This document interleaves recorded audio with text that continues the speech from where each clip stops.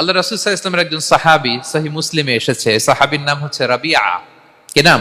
ওনার নাম হচ্ছে রাবিআ ইবনু কাব আল আসলামি রাদিয়াল্লাহু তাআলা আনহু।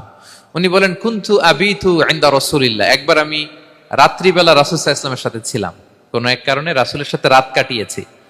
তো রাসূল সাল্লাল্লাহু আলাইহি ওয়াসাল্লাম যেহেতু তাহাজ্জুদের সালাত পড়েন, তো তিনি বলেন, আমি মাঝরাতে উঠে একটা গামলা দিয়ে, পাত্র দিয়ে অজুর পানি নিয়ে আসছি বিশ্বনবীর জন্য, এনে দিলাম। বিশ্বনবী এত খুশি হলেন, আমাকে বললেন, সাল, হে কাব, তোমার কি লাগবে চাও। উনি বললেন, আসআলুকা মুরাফাকাতাকা ফিল জান্নাহ। উনি বললেন, ইয়া রাসূলুল্লাহ, আপনি যদি কিছু চাইতেই বলেন তাহলে আমি জান্নাতে আপনার সাথে থাকতে চাই।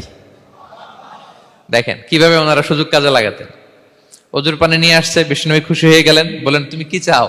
বলে, আসআলুকা মুরাফাকাতাকা ফিল জান্নাহ। বড়টাই চাইছে, ছোটখাটো জিনিস চাই নাই। নবী, হে, আমি জান্নাতে আপনার সাথী হতে চাই। বিষ্ণু বললেন, আওয়া গায়রা যালিক, আর কিছু চাও, অন্য কিছু লাগবে? বলতেছে, না, উরিদু যাক, শুধু এইটাই চাই।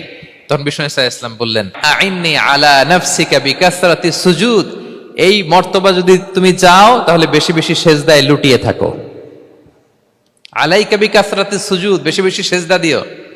যদি সেজদায় পড়ে থাকতে পারো তাহলে জান্নাতে আমার সাথী হতে পারবা। আল্লাহু আকবার।